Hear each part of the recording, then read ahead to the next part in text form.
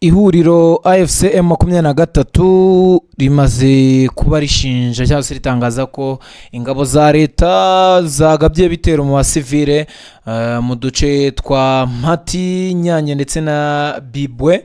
Aha bavuga ko bamaze kuba bahatera ibitero mu basivile nyine nkuko nari mbikubwije. Ni itangazo nkuko mubibona rishyizwe ku rukuta rwa X na Lawrence Kanyuka, avuga ko izi ngabo za Kongo zamaze kuba zitera bera bitero. Umutwe wa AFC M23 utangaje ko ihuriro ry'ingabo za leta ya Repubulika na Demokarasi ya Kongo rigizwe n'ingabo za FARDC nabo bafatanyije ryagabye ibitero byinshi mu duce dutuwe cyane n'abaturage mu ntara ya Kivu y'Amajyaruguru. Ibintu uyu mutwe uvuga ko byagize ingaruka zikomeye ku basivili batuye muri ako gace. Mu itangazo ryawo AFC M23 yavuze ko ibyo bitero byabereye cyane cyane mu duce twa Mpati, Nyange ndetse na Bibwe duherereye muri groupement ya Bashari Mukoto mu karere ka Masisi. Uyu mutwe uvuga ko ibyo bikorwa byabaye mu gihe abaturage bari basanzwe bafite ibibazo bikomeye by'umutekano, ubukene n'ubuhunzi, bityo ko ibyo bitero byarushijeho kongera umubabaro w'abaturage basanzwe bababaye mu buzima bubagoye n'ubundi. Nk'uko AFC M23 bivuga, muri ibyo bitero abaturage basanzwe ari abo bagizweho ingaruka zikomeye n'ibi bitero n'ubundi n'intambara zimaze iminsi ziyabera, aho bamwe ngo barashwe n'ingabo za leta zikoresheje imbunda zo mu bwoko bwa SMG arizo submachine guns.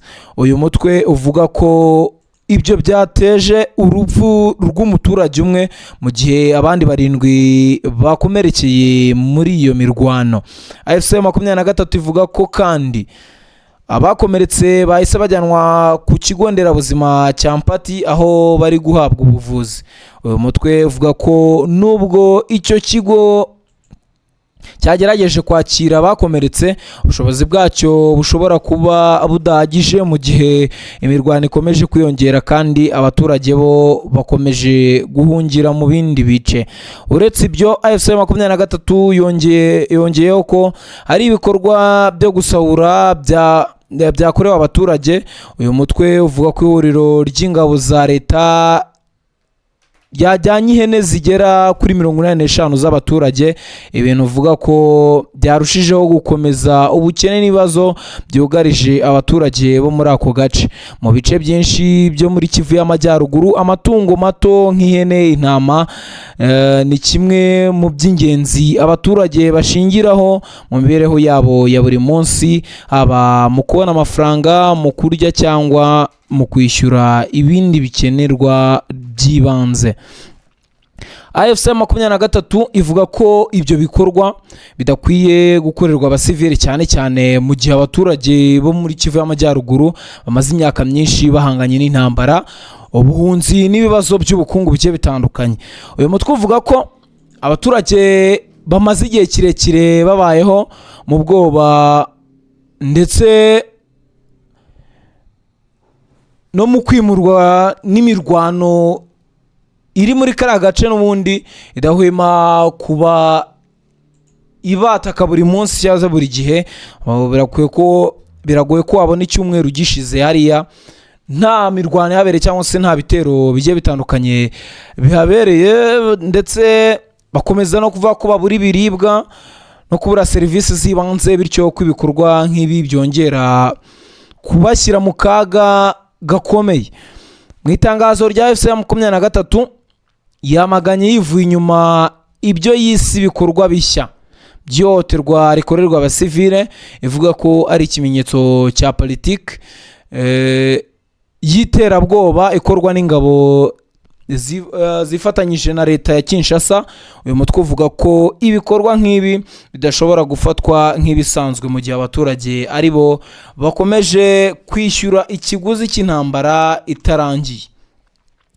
Uyu mutwe watangaje kandi ko gukomeza kugabwaho ibitero mu duce ugenzura bishobora kugira ingaruka zikomeye ku mutekano w'abaturage no ku buzima bwabo bwa buri munsi. AFC M23 ivuga ko yo iyo mirwano ituma abaturage batabona uko bajya mu mirima, uko bajya gushaka amazi, uko bajya ku mavuriro cyangwa uko bakomeza ibikorwa by'ubucuruzi byoroheje bibafasha kubaho. Kubera iyo mpamvu AFC ya 23 yatangaje ko igiye gukaza ingamba z'umutekano mu duce igenzura. Uyu mutwe uvuga ko intego y'izo ngamba ari ukwirinda ibitero bishya, kurinda abaturage ndetse no kurengera imitungo yabo. Icyakora ntibisobanutse neza uburyo izo ngamba zizashyirwa mu bikorwa cyangwa niba zizagira ingaruka ku baturage basanzwe baba muri ibyo bice. Ibi bibaye mu gihe intambara ikomeje kongera gufata indi ntera mu bice byinshi byo muri Kivu y'Amajyaruguru, cyane cyane mu turere twa Masisi, Warikare na Rucuru. Aho hose abaturage bakomeje guhura n'ingaruka z'imirwano hagati y'impande zitandukanye, ibintu byatumye bamwe bahunga abandi baguma mu byabo, ariko babayeho mu bwoba no mu bukene bukabije. Mu myaka yashize akarere ka Masisi kagiye kagaragara nk'imwe mu nkengero z'intambara zikomeye mu burasirazuba bwa Kongo. Imihanda ihuza imijyi n'ibice by'ibyaro yakunze guhagarara kubera imirwano, ibikorwa by'ubuhinzi bikadindira, amashuri agafungwa, ibigo nderabuzima bikabura imiti n'abakozi, mu gihe abaturage benshi bagiye bahitamo guhungira mu bindi bice by'igihugu cyangwa no hanze yacyo. Abaturage bo muri Bashari Mukoto bavuga ko igihe cyose imirwano yongera kubura aribo babanza guhura n'ingaruka.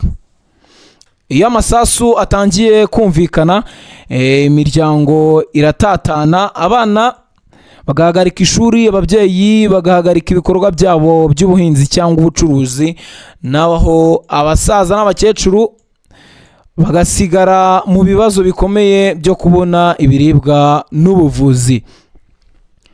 Mu bice nk'ibi ihene 85 SM23 ivuga ko zafashwe si amatungo gusa, ahubwo ni umutungo abaturage bashobora gukoresha mu kwishyura ishuri ry'abana, kugura ibikoresho bigiye bitandukanye byo kwifashisha mu buzima bwabo buri munsi mu ngo batuyemo.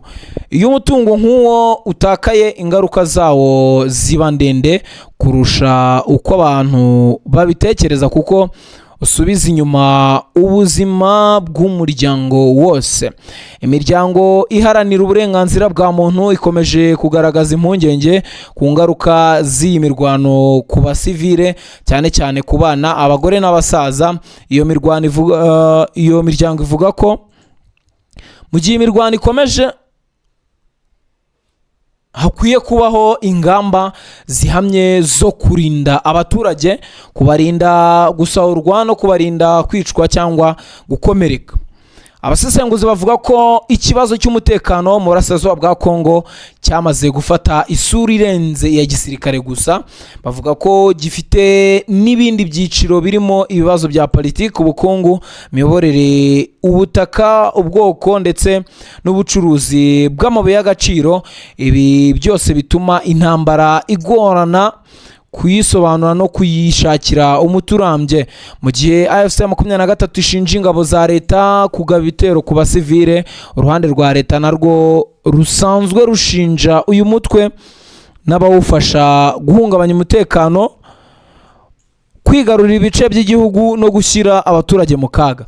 Ibi bituma buri ruhande rutanga amakuru rushingiye ku nyungu zarwo, bigatuma abaturage n'abakurikirana ibibera muri ako karere bagira ikibazo cyo kumenya ukuri kuzuye. Kugeza ubu ubuyobozi bwa leta ya Kongo n'igisirikare cya FARDC ntiburagira icyo butangaza ku birego byashyizwe ahagaragara na AFC 23. Ibi bituma amakuru akomeza kuba ku rwego rw'ibivugwa n'impande zombi ziri mu ntambara, mu gihe abaturage bo ku butaka ari bo bakomeje kubaho mu ngaruka zifatika z'iyo mirwano. Abaturage bo muri utu duce bavuga ko icyo bakeneye mbere na mbere ari amahoro, umutekano ndetse n'ubufasha bw'ibanze kugira ngo babashe kongera kubaho mu buzima busanzwe. Bavuga ko nta muturage ushaka kuba hagati y'intambara, ahubwo ko benshi bifuza gusa kubaho mu buzima busanzwe bakagira amahoro ndetse bakisanzura bagakora n'imirimo yabo ya buri munsi. Mu duce twa Mpati, Nyange na Bimbwe nk'uko twabonye ko ariho ibitero byagabwe nk'uko AFC 23 yabitangaje, abaturage bavuga ko buri gihe imirwano yongera kubura, ubuzima busubira inyuma, abana bagahagarika ishuri, abarimo bagahunga ibigo nderabuzima bikabura imiti, amasoko agafunga, naho imiryango igatangira kwimuka mu buryo bwihuse ishaka aho yakwikinga. Ibi bituma ikibazo cy'ubuhunzi bw'imbere mu gihugu gikomeza kwiyongera. Abaturage bavuga ko kandi iyo ibitero bibaye usanga hari n'ibibazo byo kubura amakuru yizewe. Hari abavuga ko ibivugwa na AFC 23 abandi bakumva ko ibivugwa na leta, ariko urwego rw'abaturage basanzwe cy'ingenzi nuko amasasu ahagarara, cyane ko bamwe bizera nyine ko leta ibyo ivuga ari byo by'ukuri, abandi bakizera ko ibyo AFC 23 ari byo kuri. Ubu ni ugutegereza tukareba ese birarangira hese, abaturage bo babitekereza iki, cyane ko imirwano yo ibigikomeje. Ku bijyanye n'ibikorwa byo gusahura, AFC 23 ivuga ko abaturage bavuga ko ibyo bikorwa byongera kubambura icyizere. Iyo amatungo atwawe, abaturage ntibatakaza gusa umutungo, ahubwo batakaza n'uburyo bwo kwiyubaka nyuma y'intambara. Ibi bituma bamwe basigara nta kintu na kimwe bafite, bagahinduka abatishoboye mu buryo bukabije. Abatuye mu duce twibasiwe n'imirwano bavuga ko hakenewe ko impande zihanganye zicara ku meza y'ibiganiro zigashyira imbere ubuzima bw'abaturage aho gushyira imbere intambara. Bavuga ko nta nsinzi ifite agaciro iyo abaturage bakomeje gupfa, gukomereka no gusahurwa. Mu gihe AFC 23 ikomeje kuvuga ko izakaza ingamba z'umutekano, abaturage bo bavuga ko icyo bifuza ari uko izo ngamba zose zashyirwa mu buryo burinda abasivile aho kubashyira mu kaga kurushaho.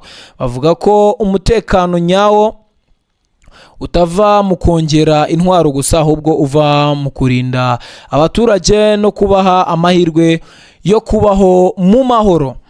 Ubwo nuko bimeze rero, nuko bimeze. Ni itangazo nk'uko nabakubwiye ryagiye rijya mu bitangazamakuru, ariko aka kanya hashize isaha imwe hafi ebyiri Lawrence Kanyuka niwe bitangaje ku rukuta rwe rwa X. Ubwo nawe waranyarukiraho ukareba, ariko ngira ngo wabibonye mu kiganiro hano nagerageje kubikwereka ku rukuta rwa X rwa Lawrence Kanyuka. Nuko bimeze rero, kangubwire gukanda subscribe kuri The Quick Times News kugira ngo dukomeze kubana mu makuru agiye atandukanye, ubundi ibintu byose bigende neza. Uduhe igitekerezo ndetse unakanda like nyine birumvikana kugira ngo tujye tubana, mukomeze kugira ibihe byiza kandi muhaye muronke.